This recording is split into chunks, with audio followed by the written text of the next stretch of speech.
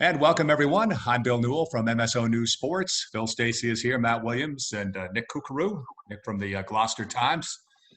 Welcome. Hi, everybody. So we're rolling along well into November, and there's some news out in the last day or so here with regards to the makeup of the Northeastern Conference. We, of course, added Masconomet for this past fall, this current fall season, their first entree into the Eastern Conference. But word is that Lynn Classical and Lynn English are considering an exit from the Northeastern Conference and head to the Greater Boston League, joining Everett, Malden, Medford, Revere, and Somerville. By the way, those are all alphabetical for you newspaper guys out there. Anyways, that would be take their league to 5 up to 7 teams. So I guess some reaction. First of all, Phil, maybe reaction from the Northeastern Conference about this possible move. And then, clearly it's a big help to the Greater Boston League to grab a couple of more teams. Yeah, it certainly benefits them.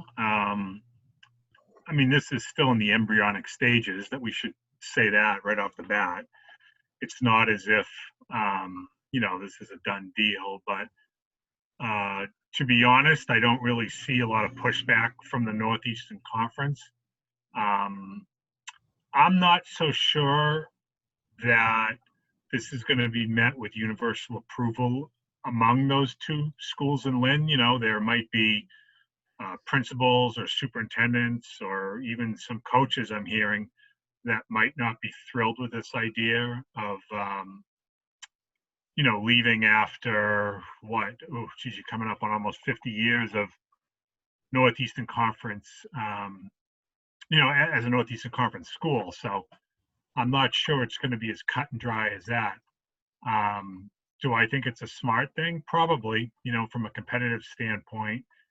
I don't know. I think this is not a surprise. Let's put it that way. This has been rumored for months now, that this was an option that those schools were going to explore. I don't think it's any secret that they were not happy that their Northeastern Conference brethren went on with Fall 1 sports when they were not allowed to, by being designated as a red city right off the bat, and they could not participate in sports. So I don't think that they were pleased that the other schools in the conference chose to do so without them. What I found interesting that I heard from a couple of people is that I'm not even sure this was even really going to come up at the Northeastern Conference Athletic Directors meeting. Initially, it wasn't until they talked about, as part of their schedule, like, let's try to set a schedule for volleyball during fall too. And, one of the Lynn schools said, well, we're going to play in a Greater Boston League schedule for volleyball. And it was brought up, well, you're a member of the Northeastern Conference. You need to play a Northeastern Conference schedule. What do you mean? And then it was revealed, well, we're actually talking to the Greater Boston League about joining that league. So I don't know. I know. That strikes me as a little strange. I don't think you can really cherry pick what league you want to play in. If that were the case, maybe Marblehead football would have chosen to play in another league, or Beverly girls hockey, or whatever, that kind of thing. Danvers volleyball, something like that. So I don't know. I don't think there would be much opposition if they did choose to leave, but there are still several spots they need to go through to do that. And if it does happen, good luck. And the Northeastern Conference would then become 10 teams, and maybe then you go about having 2 5-team leagues within the conference for every score based on power ratings. And maybe that's not such a bad thing either. The goal here is for athletic programs to make, they want to be competitive across the board in as many sports as they can be. And, let's face it, the Lynn schools, for better or for worse, were not competitive in a majority of sports for both boys and girls during the 3 sports seasons. Of course, you have boys basketball, very competitive, or baseball, it can be competitive, or, One of the soccers I know was always very competitive. I want to say classical boys soccer, but by and large, they were not. So maybe they find a better fit in the Greater Boston League, and the Northeastern Conference tightens up to 10, and it's a little more competitive for those schools as well. Yeah. Yeah, Matt, you want to I weigh don't know in? if I'd say majority for boys. I mean, their boys are pretty good. The girls' sports, it's going to make a huge difference. I just think it goes back to when they got rid of the GBL in the first place. There was opportunity there to have different divisions and have a GBL that looks like this under the Northeastern Conference banner. You could have called it the NEC Central or, whatever, but instead they said no. If the GBL stay in Danvers has to play Medford, and that's silly. So they said, arrivederci GBL. And, if Lynn wants to go, great. I mean, I think, they really, if this is what they wanted to do, they should have just had those siloed NEC divisions, 2 years ago when they kicked them out. And, they could have flown all three leagues under the NEC banner. And they decided not to. And, I mean, I guess at that point it's all just marketing, right? But I mean, if you win the same group of 7 teams and you call yourself NEC Central champs or GBL champs, I mean, that's really just nomenclature, right? It functionally doesn't change anything. What I find interesting is that one of the two NEC Lynn schools, well, current NEC Lynn schools, voted to kick the GBL out, and now they're looking to join. So that's interesting, depending on how you look at that. Well, I guess I would ask too, is that was pre-Revere too. So maybe the addition of Revere is enough to change the landscape for them. Maybe. I mean, I don't know.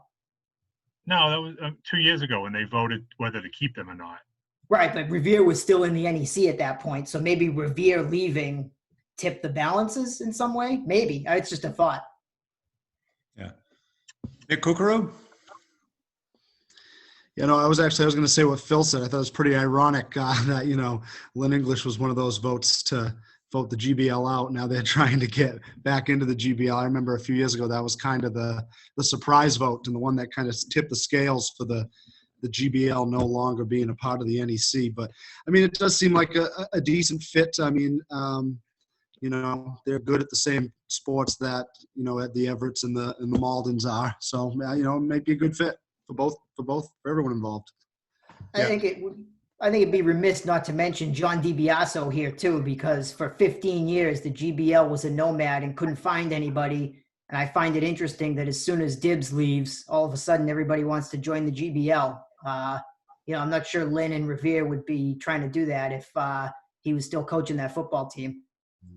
Well, that's what happened too. Right? As soon as the NEC was going to have to play Everett football, that was the end of the GBL and the NEC. I don't know if that's a coincidence either. Well, I do think, Bill. I think you have to take into account too that athletic programs are constantly changing in this day and age, and I think rivalries and history and things like that are great, but the reality of high school athletics in 2020, as we look ahead to 2021, is that it's different than it was in 1980, and it's different than it was in 1995. And maybe some of those matchups and old histories and rivalries don't work anymore. So maybe this is forward thinking on Lynn's part to say, you know what, this is just not working for us anymore. We're a better fit with the Maldens and Reveres and Somervilles of the world. And the important thing is you just hope that athletics continues to survive, whether they stay in the conference or they move to the GBL. I would hate to think that in, a half dozen years or 10 years or whatever, that participation in sports goes down and is not viable. And there isn't a tennis program, or there isn't I'm already hearing that the combined hockey program in Lynn is in trouble, which is terrible. I mean, one of the best games I've been to in the last 5-6 years was a Lynn Swampscott playoff hockey game that was packed to the gills in Revere, I want to say, and just a fantastic game. So if a move will help keep their programs alive and keep student athletes involved and interested, then that's a good thing. I think too, the wonderful thing is that the smaller leagues allow open dates, right? So if the NEC only has 10 teams, the GBL only has 7, you're going to have open dates. So those rivalries that make sense, Beverly English baseball, Salem classical basketball, you have open dates, non-league games to play and keep those rivalries that still make sense alive. And those ones that maybe don't make sense, you go schedule someone else. So I think smaller leagues gives you more flexibility to keep the rivalries that make sense alive, and that's a good thing. I just want to circle back to something you said, Phil, and it was on my mind as well. But is that there could be some pushback within the Lynn community moving forward with this, but yet on the other hand, as you've all said, it does in a way make some sense and I was one that was in favor of bringing the GBL teams into the Northeastern Conference. I thought it was. I thought it had a lot of potential no matter how they set it up. Matt talks about some possibilities, how they could have set it up differently. I'm on board with any of that kind of stuff. But now it almost does seem to make sense that maybe this is a good fit for Lynn Classical and Lynn English. And who knows? And a lot could still change moving forward for sure. So, well, and remember too, it wasn't that long ago that, Willie, you're better at dates than I am, but maybe 6-7 years ago, Saugus left the Northeastern Conference to go to the Cape Ann League, and then realized, well, maybe the grass isn't always greener. For whatever reason, it wasn't. Not. I mean, hey, the Cape Ann League is fantastic. We know that, but for whatever reason, it didn't work for Saugus. And a year later, they were back in the conference. So, and they did. As I recall, they did play independent for a little while in a couple of sports. That's why I almost look at the volleyball thing and I say, well, that actually makes a lot of sense to me. Because there's no reason for, classical volleyball to be playing Danvers. That's kind of silly. So we've seen that in hockey at times, right? With some crossovers. I believe the Merrimack Valley and the Dual County have a relationship to kind of cross over and make league, power seed their leagues that make sense. So I think, perhaps going forward, if the NEC and GBL can remain on friendly terms, shall we say, maybe the door is open to do some kind of crossover in the future, some kind of NEC GBL Challenge Cup, move things around in sports that make sense. If it makes sense for Winthrop to play a GBL schedule in a certain sport, maybe they can do that. Let's all remain allies and friends and all work together. And I think that'll work out really well. Well, the big winner on this is like Lynn English basketball too, where, you say Danvers volleyball or say Peabody girls soccer. Is English hoop in that same boat? I mean, without having the numbers in front of me, I'm guessing they had to have won their conference games last year by an average of 45 points, maybe more. Maybe more, yeah. They averaged probably north of 80. I mean, I think they played, maybe 2 close games at the half. And I mean, for crying out loud, Beverly won the Division II North title. So, I mean, it's not like they were beating bad teams. Right. Yeah, I don't think Matt Karakutis would mind seeing Antonio Anderson's Lynn English Bulldogs move to the Greater Boston League because but they played them tough. I mean, it wasn't a bad game this year when English played over there. But English with the 2 state titles now, obviously English basketball. Speaking of Everett football, maybe the regulations in the GBL are a better fit for them anyway, as we've seen over the years. Yeah. Well, let's jump. A week ago we were looking at. A week ago, we had like 4 inches of snow on the ground at this time. Now we've got 70 degrees, and let's talk winter sports. So let's just mix it all up here. Phil, there's some new guidance out on winter sports, and what do we need to know about that at the high school level here? Yeah, well, what I found to be very interesting is that they're saying that with modifications, some of the high-risk sports, including basketball and ice hockey, they're recommending that it can be played. This is, of course, is the EEE, and they're going to, they make these recommendations. The MIA Board of Directors will now meet early next week to talk about this, whether leagues can proceed. I can't imagine they won't, given this news, but there's going to be a ton of modifications, I think. And what I keep hearing from athletic directors and coaches I talk to is that we're probably not going to have any fans at these winter games. It's not as if you're outdoors and you can be socially distanced in the outdoors. I think inside is going to be a whole new ball game. Where there's really going to have to be mandates on mask wearing at all times. And you might be looking at, the four of us at games and maybe somebody who's taking video for the teams or, doing radio or whatnot. But it's not like, mom and dad and the two youngest siblings and grandma and grandpa are going to be there huddled under a blanket at Endicott watching games. I think they have to find a way to get ice time for a lot of schools right now. As we sit here in early to mid-November, Endicott is not open to high school teams. Salem State is not open to the high school teams. I'm not sure about Pingree outside of Pingree. So that's more than half our hockey teams right there that don't have a place to play Phil, do they as have of the right ice? now. Do they have What's the that? ice up at Salem State? I don't know. I was wondering if they might just leave it down if the if their college teams aren't playing, because I know they rip it down pretty fast once the season's over for price reasons. So I wonder if it's even an option if it's up. I have asked a couple people and nobody's quite sure. Yeah, you know what? That's a good point. We'll have to check with John O'Neill and ask him. Gloucester shouldn't have that problem, Kooks, but St. John's Prep will be all right. I know the Peabody rink is open, so Fenwick and the Peabody girls, Peabody boys will be all right. Linfield. But that was the big news I thought that came out of today. I do think that some of the other winter sports bill, indoor track, gymnastics, swimming, we might see those done virtually, where it's one team and it's the 200 IM and you swim that, you time it, and then you say, okay, Nick Kukuru swam a 2:16 for 54 for my school. How about you guys? Like, oh, my best guy was Matt Williams. He did a 2:11.89, kind of thing, and you kind of go that way. Did Matt Williams just beat Nick Kukuru? Is that what I'm hearing? He's a little more aerodynamic than Kooks. Yeah. All right. Not on the pool, no. I have web feet over here.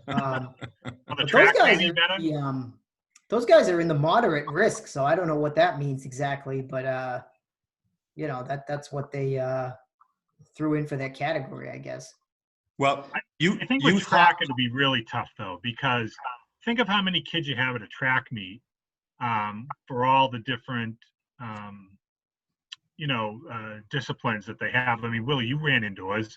I think it's impossible, but they still stuck it in the moderate, which was a surprise to me. I mean, the Cape Ann League, there's not a single gym in the league that has an indoor track. So, I mean, unless Reggie Lewis is open to them, there's no venue for them to run. So that right off the bat, that's not happening. Didn't they run sometimes up at Andover High School? They would hold meets up there. Yeah, maybe they rent it out. Maybe that's a possibility. Yeah, I think they did sometimes. Yeah. Cal will go there for dual meets a lot. But swimming, they use Gordon College's pool. Again, it's not like there are a lot of pools at the high school, so they depend on the YMCA's for that and St. John's. Right. Good. It's a good time to have a pool to rent out. Smart money there by the Eagles. Yeah. And it's good as we sit here today. It's good to think, wow, this could actually happen when, we've been talking for months now saying, ooh, winter might be tough. Fall's one thing, but winter might be tough. This at least gives us hope. Now, whether they start right away, as one athletic director told me yesterday, we should start right away, November 30th. No reason to have a break. Let's just keep going while the going's good. Others say, let's give it a couple weeks and evaluate, maybe get through Christmas, and then we can start up with winter stuff. So I don't know what they're going to determine then. It does seem as though the MIAA is leaving it up to the individual leagues. We've already seen there some schools out in Western Mass that say there isn't going to be hockey, and they've made that decision already. I think personally around here, there's going to try to be as much played as possible. I think they've seen that this is healthy for their student athletes, certainly physically and mentally. So they're going to do everything they can to make this happen. And who knows what's going to happen? None of us do. We're not doctors. We don't play one on Twitter podcasts. We just try to guess as best we can. And hey, hopefully it works out. Youth hockey is back though. They've got the green light to resume youth hockey. That was stopped a couple of weeks ago. So while Phil hydrates here, hey, let's jump and just quickly go through a few of the other fall sports that are going on here. Maybe you guys can pick up on something. We've got boys soccer, girls hockey, field hockey, just for starters. Plus, Jimmy Hinchin from Danvers girls soccer picked up a milestone win this past week as well. So there is still a lot of stuff to report on. So I don't. Nick, let's go up to you. What's happened this past week, and what's ahead to look forward to up in the Gloucester area, Cape Ann area? Yeah, sure. So, Gloucester field hockey's been on a roll lately. They're kind of, up to their usual antics of, playing their best when all the money's on the table at the end of the season. They avenged one of their two losses this season to Danvers. They lost to them 3-0 in a game that really wasn't even very close at all. A few weeks ago, they ended up beating them 1-0 up in Danvers on Monday night. So that was easily their biggest win of the year. Now they're up at 5-2-1 with a few upset wins. They got Mia Sala back, so their offense has kind of skyrocketed since she's come back. But it's been senior captain Ella Marshall who is been doing a lot of the scoring for them this past week. She had a hat trick the other night against Saugus. She had the only goal against Danvers in that win. And, the other big news is the Cal Baker boys soccer race.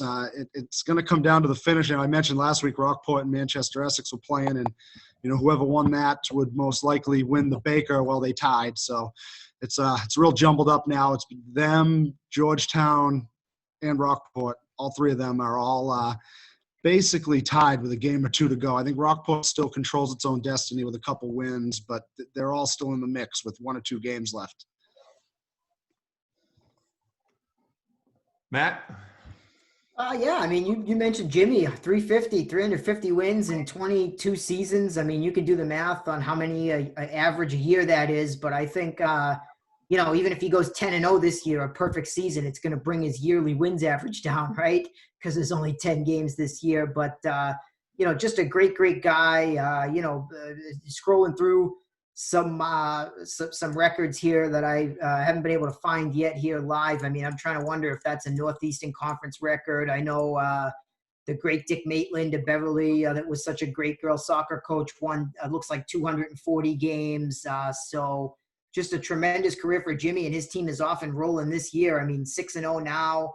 I think they're outscoring their opponents something like 36-3 or something like that. I mean, the only team that's held them under 5 is Beverly in a great 1-0 game earlier this week. So Danvers is just, I mean, you look at the way they play, they're a team that is very technical, loves to put the cones out and connect those passes on those cones. And the way the game's being played this year, man, that really favors them. So they've been fun to watch, but hopefully next Wednesday they're going to get Masco also undefeated. And, if both teams can remain undefeated going into that game, that's going to feel like one of those November championship football games, Both teams have some tough games here Friday as we record this and perhaps next Monday. But if they get to Veterans Day, both undefeated, Danvers Masco is going to be a really, really good game. Game of the year potential there.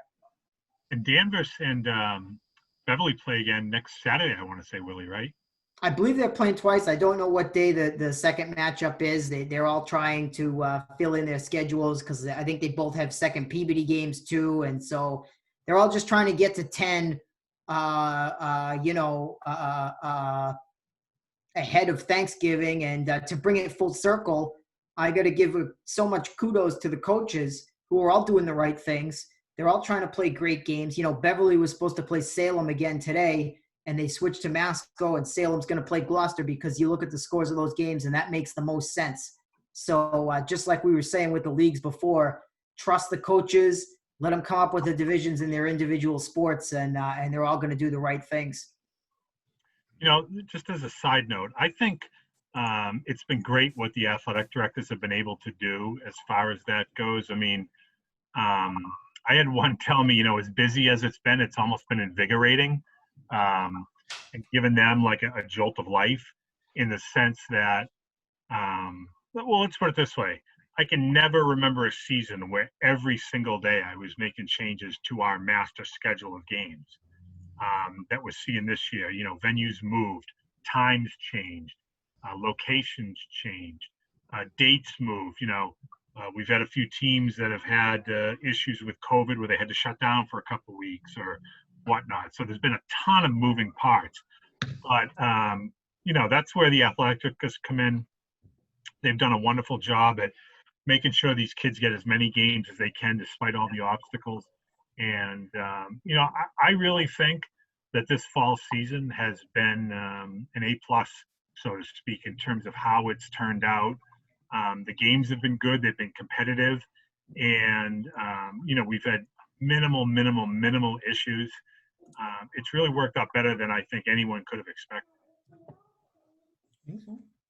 And it speaks to, like, back in the late summer, we weren't even sure it was going to happen. It looked like it wasn't going to happen. And then, as we've talked about many times, how it did begin to happen. So, yeah, that's a great point. It's great to have some flexibility and that anything goes in 2020, I guess. So that's the way it is. Well, I had Courtney Russo, the veteran field hockey coach over at Swampscott, say to me, they lost in Danvers on Thursday night, and we talked after the game, and she said, "You know what? Yeah, it's a loss, but think about it. It's November. It's 55 degrees out at 7:15 at night. We're wearing light sweatshirts. These kids have actually had the chance to play. Like, how can you really complain?" And that's what it is. I mean, everybody plays to win, but there's a bigger picture here, and I think most, if not all, of these coaches get that. Well, we have a couple of minutes left. You want to go around? Any comments on anything, whether it be the local scene or anything else happening? Any tidbits to share with us? Well, I, for one, was shocked that the Red Sox rehired Alex Cora. Could never have seen that coming. No, not. That was took a real baseball savant to figure that out. Hey, Willie, you brought up a great point today. Everybody remembers him as the guy with the 119 wins in the World Series and all that. Well, they also stunk the next year because he didn't really plan going into the 2019 season, and they had a white collar spring training and weren't prepared, and it showed up in the results. But I don't think it's a surprise. The players love him. Management knows what he can do. He has a relationship with Chaim Bloom. So he's being given a second chance. He's going to have that cheetah label following him around, and the Red Sox got to deal with that. But apparently they're willing to do so. I just can't believe there was so many people gullible enough to think that there would be other options. I mean, it was evident that this job was waiting for him after this season. I mean, really, like, you had to be stupid not to think that they weren't going to hire him. Well, I think the Fault guy was a real possibility. I think, unfortunately for Bloom, he lost out to the TV show, and hey, we'll see. Hopefully, he's learned from his mistakes this Cora, and I don't know. I just don't love enabling the players that didn't play hard for Ron Renicky by giving them their binky back. I mean, what they did to Renicky is an embarrassment. That they should be embarrassed, all those players not playing for that guy who, by all means, is a guy who deserves better. Yeah, I think everyone in that sport's dirty and has been for 120 years. So what difference does it make if it's Alex Cora or somebody else? If there was going to be cheating, the other guy would have figured out a way to do it anyways. Better him than La Russa, right? That's right. That's a really good point. That is a very good point. I know. I mean, yeah. geez. Tony La Russa would be a great hire if this was 1983. Right. I think La Russa knows the game. Have we heard that story before? Yeah, he knows the game. Yeah. So, well, gentlemen, it's great seeing you. Great. Yeah, and I want you guys to enjoy the weekend. Get out there. Don't forget the sunscreen. Don't put it away yet. Yeah. Unbelievable. Right. I'm glad I didn't put my beach chair away. All right, we did it. Oh, wait a minute. Oops. What happened? Mm-hmm.